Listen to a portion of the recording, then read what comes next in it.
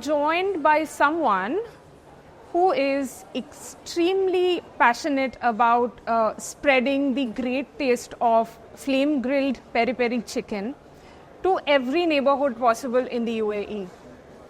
I'm talking about George Kunnappally, the Managing Director of Nando's UAE. Thank you so much for joining me on Retail ME TV, George. I was going to call you Nando's. Oh my God. Thank you for having me. Thank you, Rupka. It's an absolute honor to be here. It's a pleasure to have you with us. Thank you so much. Obviously, I'm going to start out with a little bit of a background on Nando's. When did it start? It's a beautiful story.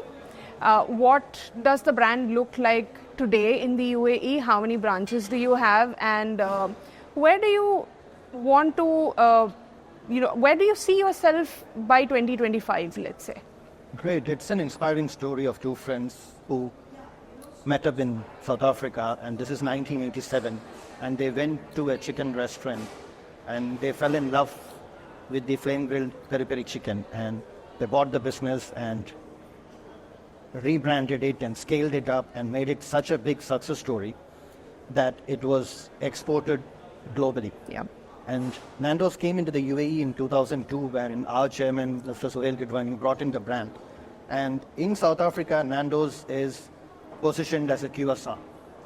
While here, when he brought in the brand, he had a different vision. He wanted to position it way above the KFCs and the other fried chicken concepts, and slightly below Chili's and Fridays, which are dominating the space at that point in time. And so we entered the market in 2002 as a premium casual dining business. And it's been 22 years, and Dubai has been kind to us. And we have grown to 21 restaurants plus 2 dark kitchens. And this year we are looking at adding 2 more restaurants and 1 more dark kitchen. Okay. And by 2025, I think we should be something around the 27 to 28 restaurants. And Nando's has always been in the UAE a dining focused business. We are a very people oriented business, whether that's our customers or our employees. And over the years, we have a lot of repeat customers. The average loyal customer visits Nando's about 5 to 6 times a month, while a loyal customer in any other premium casual dining chain would visit them about 10 to 12 times a year. So chicken is universal, and we understand that peri peri, spicy, flame grilled peri peri chicken is, I would say, addictive in a way, and it's something that you can have probably repeatedly every day. Undoubtedly, Nando's is a very iconic brand. Certainly. But also the reality is you operate a mono brand. Correct. In a market that's very crowded. I'm sure with the increasing licensing costs, the cost of real estate, just doing that negotiation to get the right place that you have in mind, plus considering other costs such as labor, delivery, and just keeping the operations going. What are some of your biggest learnings? What are some of the most difficult hurdles that you have to overcome on a daily basis? So honestly speaking, I do agree that if you're part of a large business group or multi-brand, multi-territory, you may get preferential occupancy rates. Having said that, as a mono brand, our chairman was very clear from day one that I only want to do Nando's and I only want to do UAE. Okay. So even though multiple territories were offered to us over the years, and even though many other brands have approached us to partner with us, we have always stayed clear of that and focused only on Nando's. Okay. That gives us a single-minded focus and determination to get this right, because we don't have a plan B. Okay, whether it comes to our product, our team, the business, the economics of it, or even the customers. We only offer chicken, and we have to get it right each time. So I have seen customers go to a restaurant saying, I only like this particular dish on the menu, but I don't like the other proteins. Now, we don't have that liberty. So if you love chicken, you are our customer. If you don't love it, we have a large vegetarian option, vegetarian fare on the menu. But again, they don't drive the business. The lovers of chicken, peri peri chicken, drive the business. Now, when it comes to real estate, at least in the UAE and where I've operated for the last 20 plus years, a lot of it comes to relationships. So I've worked with iconic brands like Nando's and Subway. I've also worked with brands which are more iconic in the UAE than in their home country. For example, Charlie's Cheese Sticks. Yeah. If you have a professional relationship and if you have delivered on your side of the promise, Yeah. each is a transaction and there is a professional relationship behind the transaction. So Sure. the number of stores that Nando's is today open, take it Dubai Mall or Mall of the Emirates or Circle Mall, we have done those transactions with individual leasing directors or managers with those landlords. Yeah. Because of the faith they have in the brand, in the business, the historical relationship we have had with that landlord. Yeah. Or with the person who is actually doing that transaction. So I believe relationships are key in this part of the market, and if you approach it professionally and you deliver on your side of the promise, the landlord always delivers on their side of the promise. And as a single owner-driven business, we are very transparent. This is our bread and butter. None of our restaurants are vanity projects, and it supports 500 plus families, predominantly expat families. And now we are looking forward to welcoming more Emirati nationals into the fold. We currently have only one Emirati national who's in a senior leadership role. He's our general manager. Okay. But before the end of this year, we are looking forward to welcoming 8 more Emirati nationals into our fold. How is that journey coming along? So, Because it's a learning curve for 100%. them as well as Nando's. So it is a very noble gesture, and it's something that as expat businesses that owe everything to the city of Dubai. Like, we are an expat-owned business, employing almost 99% expat employees. Yeah. And we are also a brand which has come in from outside the UAE. Yeah. So we grew with Dubai. Our hopes and ambitions and dreams and aspirations and success is all linked to the city-state of Dubai and to UAE in general. So when we finally got the opportunity to employ Emirati nationals, we are taking that responsibility seriously because we need to create an environment for them to grow and build and match their aspirations with ours. It's not a tick box for us. It's not a chore that we have to achieve this to avoid fines, which I hear a lot in the market. It's going to penalize you. Well, if you don't follow any rule in the world, there is a penalty for it. Yes. So we understand the emotions behind it. We are trying to attract talent within the budgets that the business can afford. Sure. And try and retain them, because attracting is one part of it. Retaining and nurturing them is the other part. Absolutely. And we do understand that our industry, in the sense, restaurants are not a segment that Emirati nationals would look forward to in its current form. I am not able to find Emirati nationals who want to work in the kitchen, Okay. become a grill cook or wait on tables or deliver product or manage children in a busy restaurant. But we are working around it and finding roles where they can add value, at the same time build their own career aspirations with us.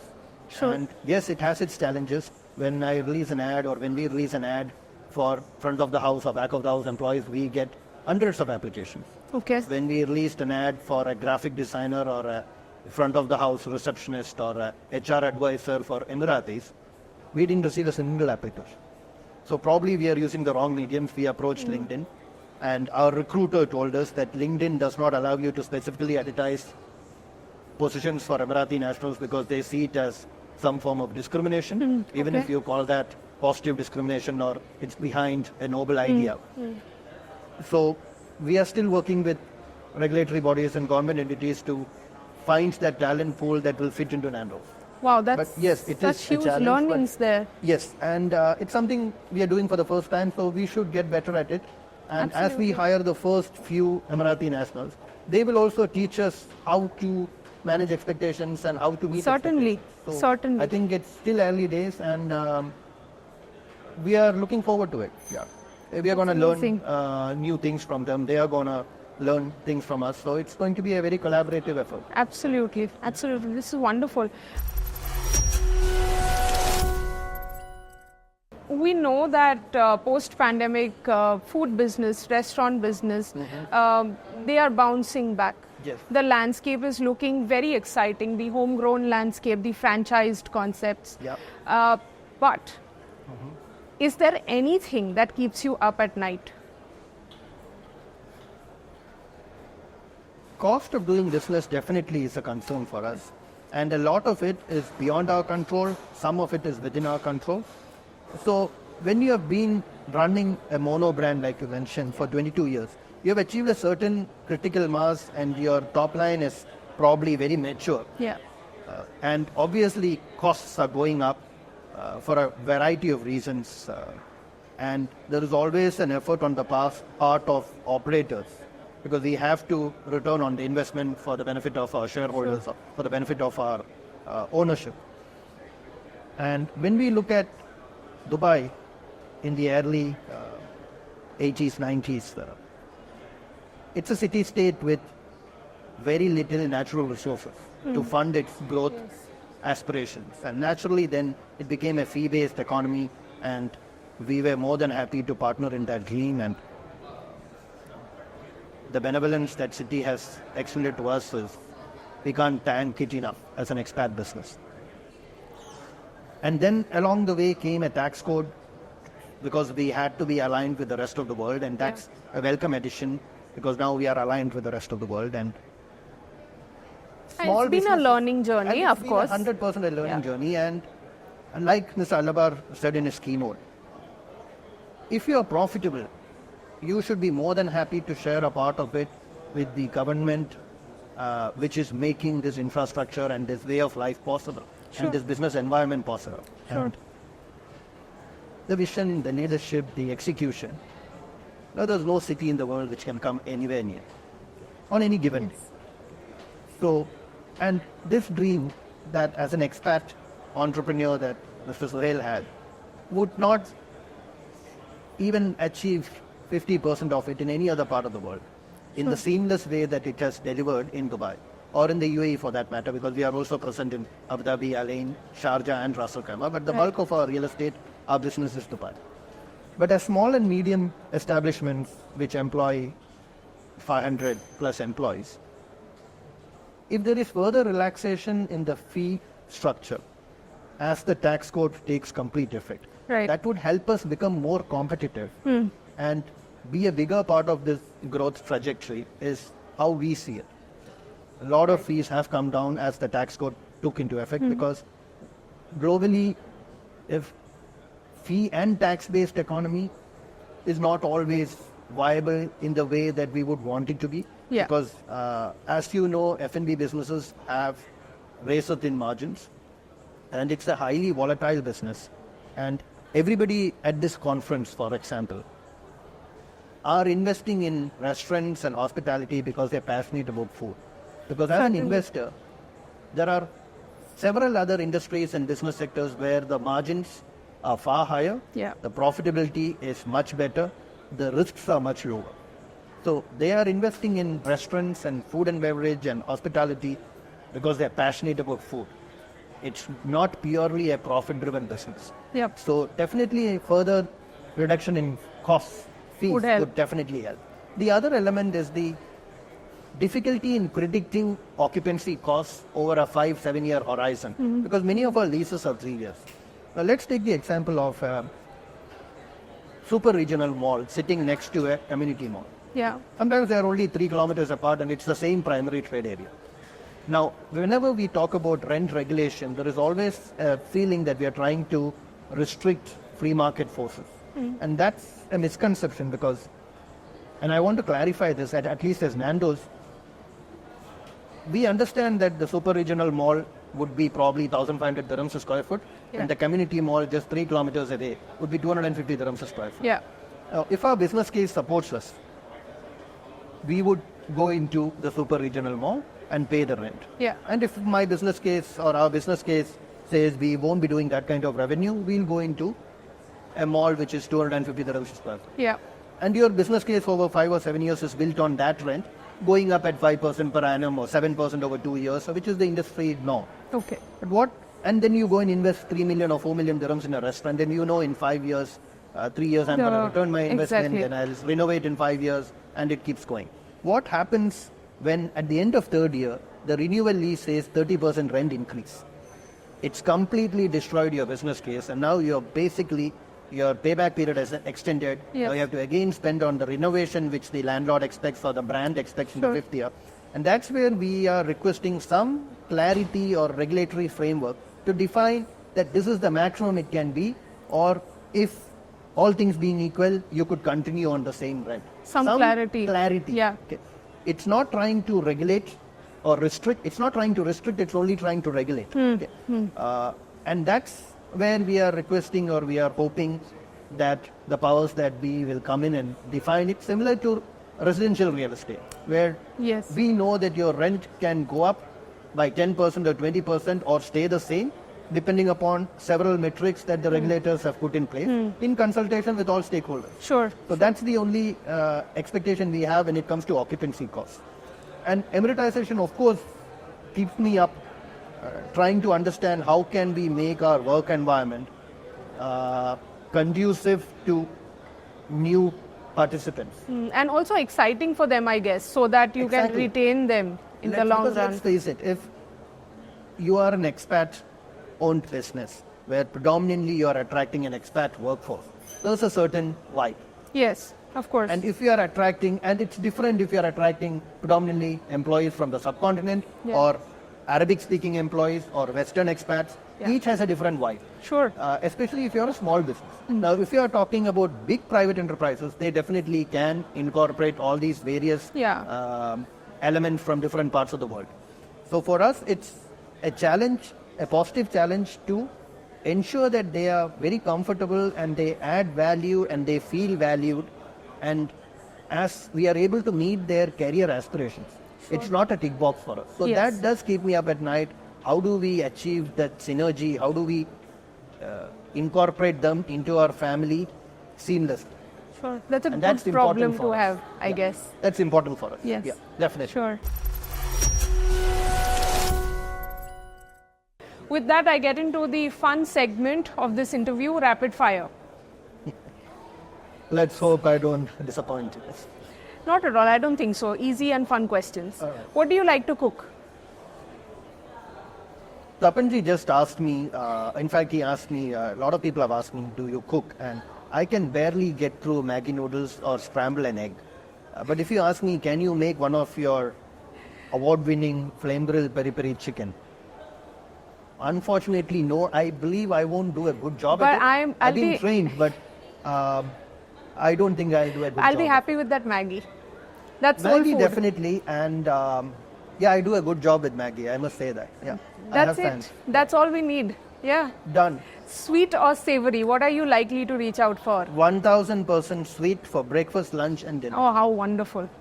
I have a sweet tooth which is as old as me probably, and if we are in a restaurant, the first thing that catches my eye is the dessert menu. And while people are busy with their appetizers and main courses, I am busy with the dessert menu. Oh my God, that makes the two of us. It's, I think only if you are a fan of sweets will you be able to understand how another person who's into sweets I know. thinks and behaves. Absolutely. And glad to meet A fellow a fellow dessert lover. Yeah. Absolutely, yes. One favorite restaurant in the UAE that can't be Nando's. So I think people who know me know that I am a big fan of Wagamama. Oh, lovely. And it's from a business point of view, from an offering point of view, as well as the consistency of the offering. So I love Wagamama for the consistency in the product offering. I take our team to Wagamama to see how they run a business which is in direct competition with us because it's in the same price point. It's globally known.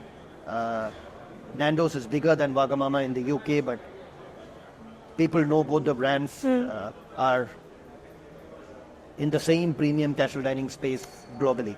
And I love Wagamama. I love Paul's Cafe. I visit Paul's Cafe probably in Dubai Mall 3 or 4 times a week. Oh. So I love, again, when something is done consistently in an elevated manner, and whether it's the product or the presentation or the team or the service, that really impresses me. And Paul's impresses me for that reason. Wagamama impresses me for that reason. Yeah. I asked for one, you gave me two. So thank you for that. Peri peri chicken or espetada? Chicken on the bone. I was asked this question yesterday. Chicken on the bone any day. Okay. Though I am a fan of the espetada. And Okay. it's a significant part of our menu mix and sales mix. But I'm a die-hard chicken on the bone person. Okay. Yeah. And last question, could you please summarize Nando's in one word?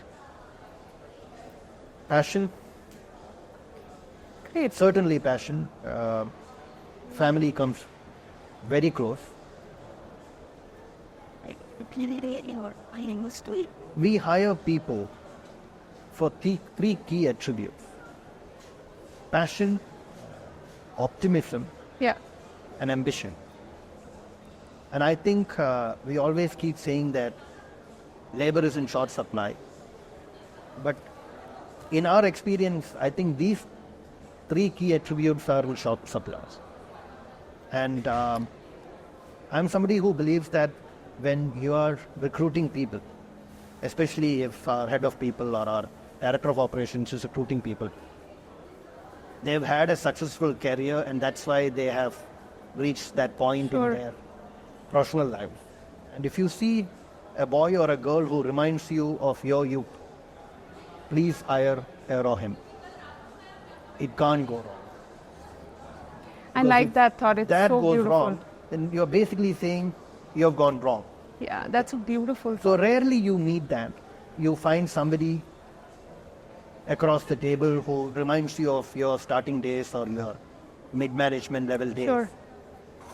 Please hire. Yeah. That summarized so Can't go wrong. beautifully. Thank you so much Thank for you so joining me on Retail ME TV, George. It was such a Pleasure pleasure is all having mine. you with us. Pleasure is all mine, and it was an absolute blast. Thank you. Thank you.